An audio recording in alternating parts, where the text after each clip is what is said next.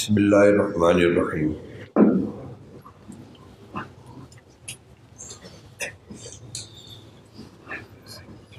الحمد للہ رب العالمین، والصلاة والسلام علی سید الانبیاء والمرسلین، سیدنا و نبینا و حبیبنا و سندنا و مولانا محمد وعلی آلہ و صحبہ اجمعین۔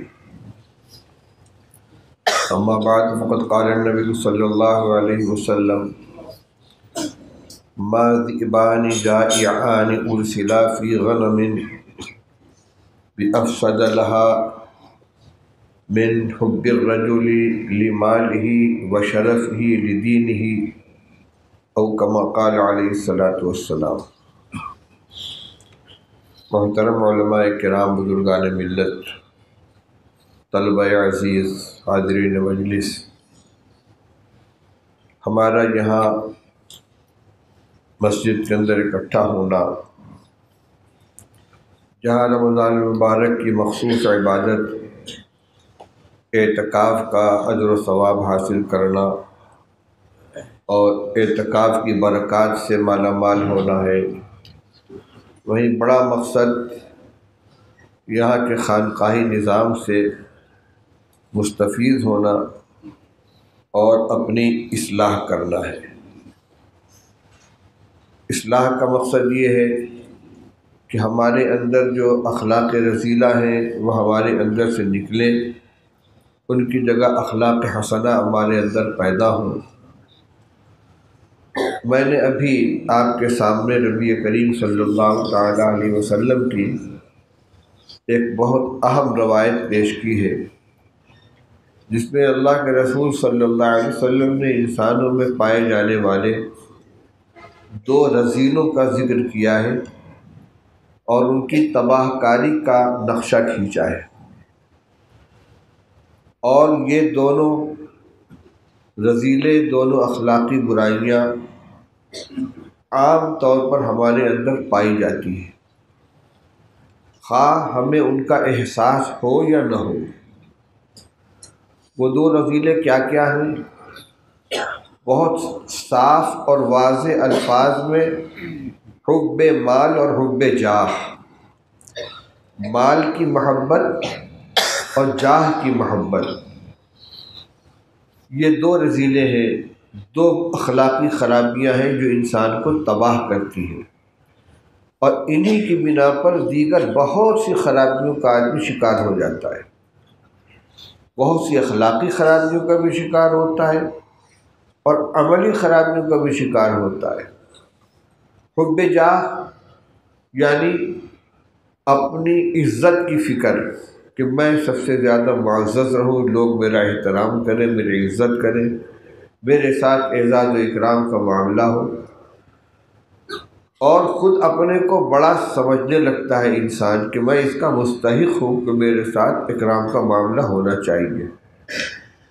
اسی سے تکبر پیدا ہوتا ہے، اسی سے اعجاب نفس پیدا ہوتا ہے، اسی سے آدمی مشوروں سے، جس کا شریعت میں حکم دیا گیا ہے، اس سے دور رہتا ہے، مشورے نہیں کرتا۔ کیوں؟ اس لیے کہ میں سب سے زیادہ قابل ہوں، سب سے بڑا ہوں۔ اگر اس کے ساتھ کوئی معاملہ اس کے اپنے خود ساختہ مقام و مرتبے سے کچھ فروتر کر دیا جائے، کچھ کم کر دیا جائے، بھڑک اٹھتا ہے، میرے ساتھ تم نے ایسا معاملہ کیا، تم سمجھتے کیا ہو اپنے آپ کو؟ نہیں جانتے کہ تم جانتے نہیں کہ میں کون ہوں۔ یہ ہے حب جاہ۔ اور حب مال میں بہت مختصر کر رہا ہوں، اور حب مال ظاہر بات ہے، مال کے آنے میں، کمانے میں، جمع کرنے میں، پھر خرچ کرنے میں، سب میں وہی مال کی محبت ہی دخیل ہوتی ہے۔ اچھا، پھر مال کی محبت تو انسان کی طبیعیت و فطرت میں رکھی گئی ہے۔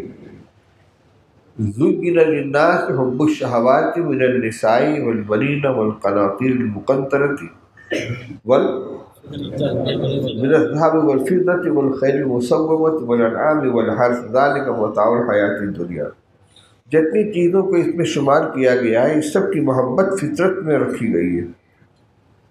حارث محاسبے کی کتاب میں حضرت عمر رضی اللہ تعالیٰ عنہ کا مقولہ لکھا ہوا ہے کہ پروردگار تو نے ان چیزوں کی محبت ہماری فطرت میں رکھ دی ہے، ہم کیسے ان سے بچیں؟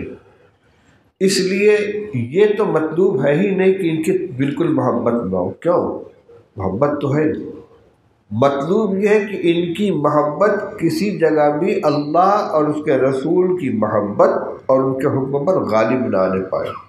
قل ان کان آباؤکم و ابناؤکم و اخوانکم، میں حافظ نہیں ہوں، ذرا لقمہ دیتے چلیے، وازواجکم وعشیرتکم واموال اقترفتموها وتجارۃ تخشون کسادها ومساکن ترضونها احب الیکم من اللہ ورسولہ وجہاد فی سبیلہ فتربصوا۔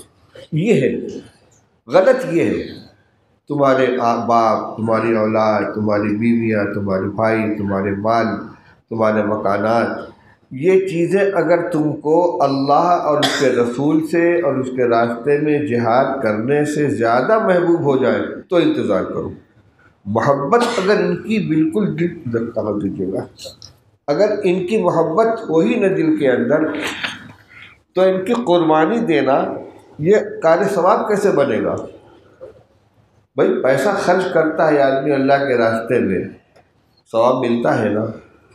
کیوں ملتا ہے؟ اس لیے کہ لن تنالوا البر حتی تنفقوا مما تحبون، محبوب چیز کو خرچ کرو گے تو اللہ کی رضا حاصل ہوگی۔ تو مال تو محبوب ہے، اگر بالکل محبت نہ ہوتی تو وہ فضلہ کی طرح سے ہوتا کہ جس کو آدمی خارج کرنے پر مجبور ہے۔ کوئی آدمی پیشاب پاخانے کی حفاظت نہیں کرتا، جلد سے جلد اس کو خارج کرنا چاہتا ہے۔ اس لیے مال کی محبت تو ہے اور رکھی گئی ہے طبیعت کے اندر، ان کی محبت غالب نہیں آنی چاہیے۔ لہذا اس طرح کی جو روایتیں جیسے میں نے ابھی آپ کے سامنے پڑھی کہ حب جاہ، حب مال کی مذمت کی گئی ہے، یہاں حب مال سے مراد یہی ہے کہ مال کی وہ محبت کہ جو غلط ہو، جو اعتدال سے آگے بڑھ جائے، جو حکم شرع کے اندر مانع اور حالف بننے لگے۔ اسی طرح اپنی عزت، جس کو عزت نفس کہا جاتا ہے، وہ بھی مطلوب ہے۔ آدمی کی اس کی اجازت نہیں کہ اپنے کو ذلیل کرے، عزت نفس کی حفاظت کرنی ہے، خواہ کے لیے اپنے کو ذلیل نہیں کرنا ہے۔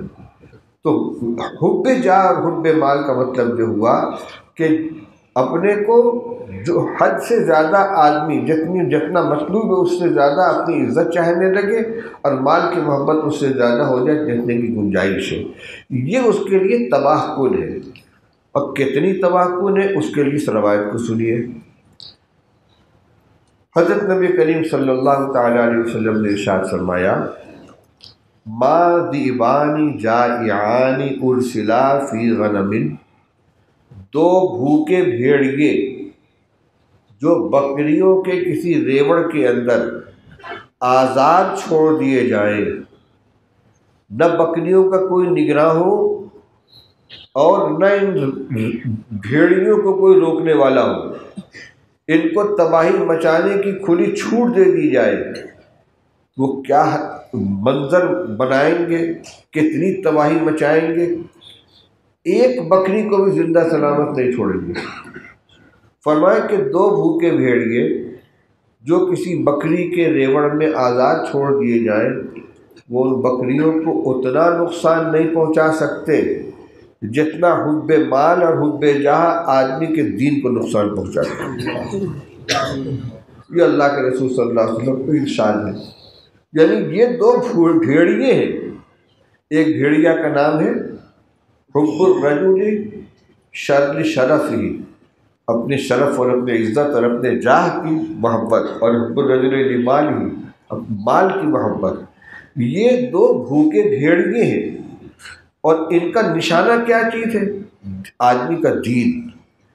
تو جیسے انسان ظاہری طور پر بھیڑیوں کو بکری کا دشمن سمجھتا ہے اور ان سے اپنی بکریوں کی حفاظت کرتا ہے، اسی طرح اگر ایمان کی محبت ہے اور ایمان کی قدر و قیمت اپنے دل کے اندر کچھ ہے تو سمجھنا چاہیے کہ دو بھوکے بھیڑیے مسلط ہیں اور وہ حملہ کر کے ہمیں ان دو چیزوں کو ختم کرنا چاہتے ہیں۔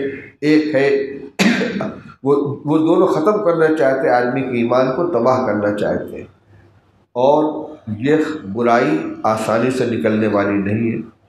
حضرت مسلم محمود صاحب نور اللہ مرقدہ کی مجلس میں یہ سنا، یاد نہیں ہے کہ زبانی فرمایا تھا یا کسی کتاب میں سے پڑھ کے سنایا تھا کہ حضرت گنگوئی رحمۃ اللہ علیہ نے یہ فرمایا کہ حب جاہ کا رذیلہ سالک کے قلب سے سب سے اخیر میں نکلتا ہے۔ آپ لوگ بتائیں کہ شاید کسی تحریر میں بھی ہے، صدیقین کے قلب سے بھی سب سے اخیر، ہاں، صدیقین کے قلب سے بھی سب سے اخیر میں نکلتا ہے۔ سوچیے ذرا،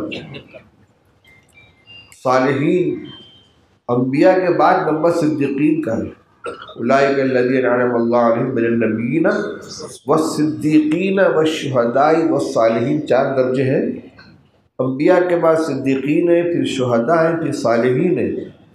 تو نبوت کے بعد درجہ صداقت کا ہے، صدیق کا درجہ ہے، اور صدیق کے قلب سے بھی حب جاہ کا رذیلہ سب سے اخیر میں نکلتا ہے، بہت مشکل سے نکلتا ہے۔ اس لیے میرے بھائی ہمیں اس کی طرف توجہ کرنی چاہیے۔ مدرسوں میں خاص طور سے ہم لوگ مدرسوں سے تعلق رکھنے والے ہیں، جتنے اختلاف ہوتے ہیں غور کریں گے ہم ناظم صاحب اور مدرس کے درمیان، ملازم اور منتظم کے درمیان، عام طور پر ان میں یا تو حب جاہ کا دخل ہوتا ہے یا حب مال کا دخل ہوتا ہے۔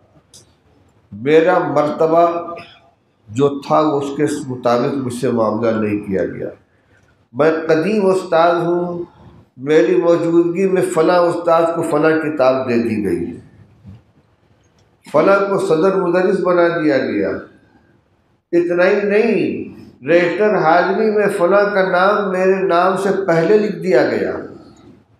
اس پر بھی ہو رہا ہے جھگڑا بڑے اداروں کے اندر، باقاعدہ کہ رجسٹر حاضری میں، تنخواہ کے رجسٹر میں فلاں استاد کا نام مجھ سے پہلے لکھا گیا جب سے میں ان سے قدیم ہوں، فلاں کتاب فلاں استاد کو مجھ سے پہلے دے دی گئی جب کہ میں ان سے قدیم ہوں۔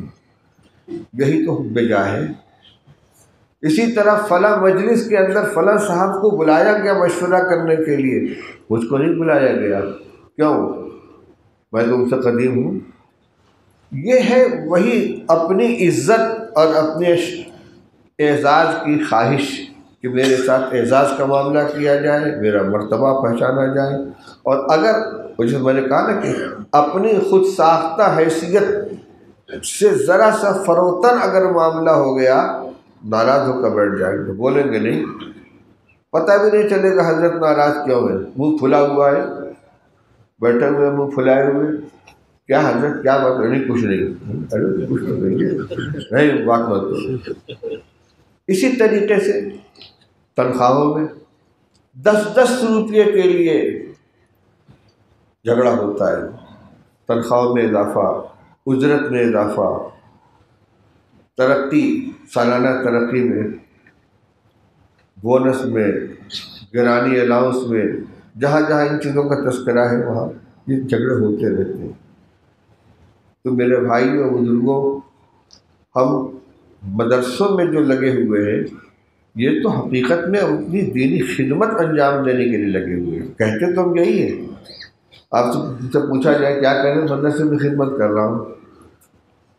خدمت کرنے والا خدمت کا صلہ بھی چاہتا ہے، تو خدمت کر رہے ہیں تو مخدوم فوری خدمت قبول کر لے، اس کا احساس ہے، اس کا احسان ہے۔ ہم خدمت کریں اور اس کے بعد اس کا صلہ بھی چاہیں اور یہ چاہیں کہ ہماری خدمت کا اعتراف کیا جائے، اور کہیں سے اس کے اندر کوئی کمی ہو جائے تو ہمیں شکایت ہونے لگے۔ ایسا نہیں ہونا چاہیے۔ اس روایت کی عزت پیش کرنے کا مقصد سب سے پہلے اپنے نفس کو مخاطب کرنا ہے، پھر آپ تمام دوستوں کو کہ یہاں ہم جو اکٹھا ہیں تو ہمیں اپنے قلب میں جھانک کر جائزہ لینا چاہیے کہ جتنے برے اخلاق ہیں، تکبر ہے، حسد ہے، بغض ہے، کینہ ہے، خود غرضی ہے، یہ برائیاں ہمارے اندر ہے تو نہیں، اور اگر ہیں تو ان کے ازالہ کی ہم کتنی فکر کرتے ہیں۔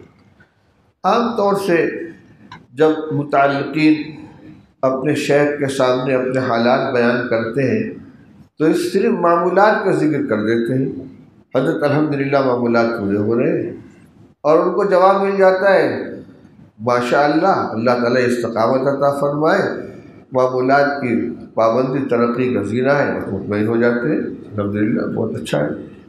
لیکن یہ کہ ہم جو یہ رگڑ ضرب لگا رہے ہیں اور ذکر کر رہے ہیں تو کچھ اندر سے نکل بھی رہا ہے کہ نہیں نکل رہا ہے، ذرا اس کو دیکھنا چاہیے۔ اپنی خرابی کو، اپنی برائی کو خود محسوس کرنا، اس کو بیان کرنا چاہیے کہ ہمارے اندر یہ کمزوری ہے، ہمارے اندر یہ خرابی ہے۔ غصہ بہت آتا ہے، غصہ آنے کی بنیاد بھی غور کریں تو وہی بجا ہے۔ غصہ کیوں آتا ہے؟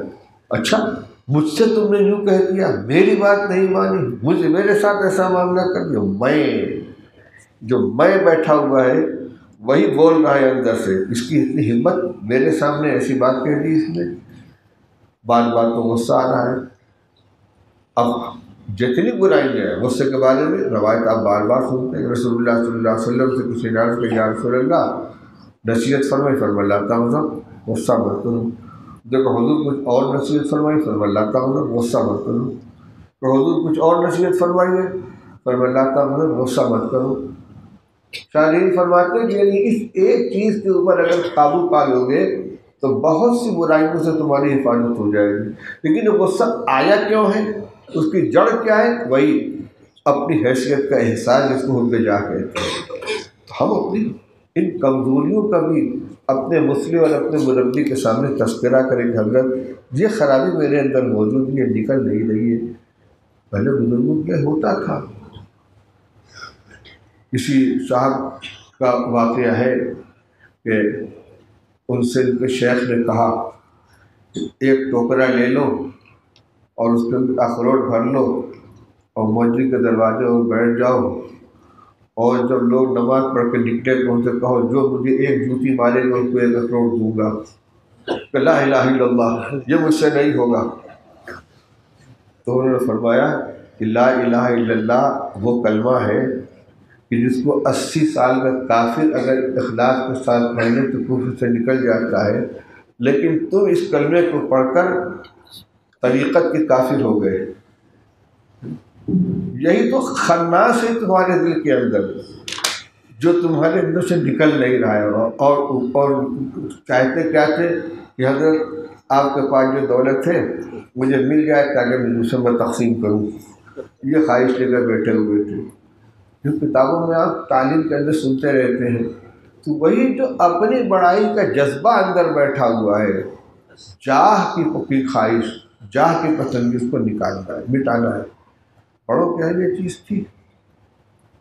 اور بہت دور کے بچے ہمارے جو اکابر ہیں، حضرت گنگوئی رحمۃ اللہ علیہ، حضرت تھانوی رحمۃ اللہ علیہ، شیخ الحدیث رحمۃ اللہ علیہ، ہمارے حضرت مفتی محمود صاحب نور اللہ برکتہ، پہچانتا نہیں تھا کوئی اگر ناواقف آدمی کہ یہ کون ہے، ان کا مقام مرتبہ کیا ہے۔ اس لیے میرے بھائیوں، ہم جو ان بزرگوں کی جوتیوں سے تعلق رکھتے ہیں، اپنے اندر ان اخلاق حسنہ کو پیدا کرنے کی کوشش کریں، اخلاق رذیلہ کو نکالنے کی کوشش کریں، اپنی برائیوں کی نشاندہی کریں اور ان کا ذکر کر کے ان کا علاج تجویز کرائیں، اور جو علاج بتایا جائے اس پر عمل کرنے کی کوشش کریں۔ اور اس لیے کہ اس کا جو نقصان ہے اس کو سامنے رکھیں۔ روایت میں نے اسی لیے سنائی ہے تاکہ ہمارے بات ذہن میں رہے کہ یہ کوئی اضافی قسم کی چیز نہیں ہے، بڑی مستحب کے درجے کی، کر لیں گے تو بہت اچھا نہیں۔ اگر یہ رذیلہ نہیں نکلا ہمارے اندر سے حب جاہ اور حب مال کا، تو دین کی جڑ کو ختم کر دے گا، بنیاد کو ختم کر دے گا۔ جیسے بھیڑیا بکریوں کی نسلوں کو ختم کر دینے والے، اسی طریقے سے حب جاہ اور حب مال یہ ہمارے ایمان کو، اسلام دین کو پورے کے پورے کو تباہ کر کے رکھ دے گا۔ اس لیے اس کو ہمارے اندر سے نکلنا چاہیے۔ علماء کے درمیان جو اختلافات ہوتے ہیں عام طور پر یہ حب جاہ کی بنیاد پر ہوتے ہیں، کوئی جھکنے کے لیے تیار نہیں ہوتا، لمبے لمبے عرصے گزر جاتے ہیں، ایک دوسرے سے بول چال بند ہے، ہر مدرسے کے اندر اختلاف، ہر مدرسے میں اختلاف، منتظمین اور اساتذہ میں اختلاف، بہت کم مدرسوں کے اللہ ماشاء اللہ کہ جہاں سارے کے سارے ایک جیسے ذہن کے اور دماغ کے سب مل کے کام کر رہے ہوں، ورنہ کہیں نہ کہیں سے اندر کچھ نہ کچھ کھوٹ باقی رہتی ہے، اس کو ختم کریں، خادم بن کر رہے، انشاءاللہ اللہ تعالیٰ اس سے زیادہ عزت عطا فرمائیں گے۔ کوئی میری آواز آپ سن رہے ہیں، میں بات بول نہیں پا رہا ہوں، اس لیے آج نہیں تو اجازت دے دیں۔ اللہ تعالیٰ قبول فرما لے، مجھے بھی توفیق عطا فرمائے عمل کرنے کی، اور آپ حضرات کو بھی۔ وآخر دعوانا الحمدللہ رب العالمین۔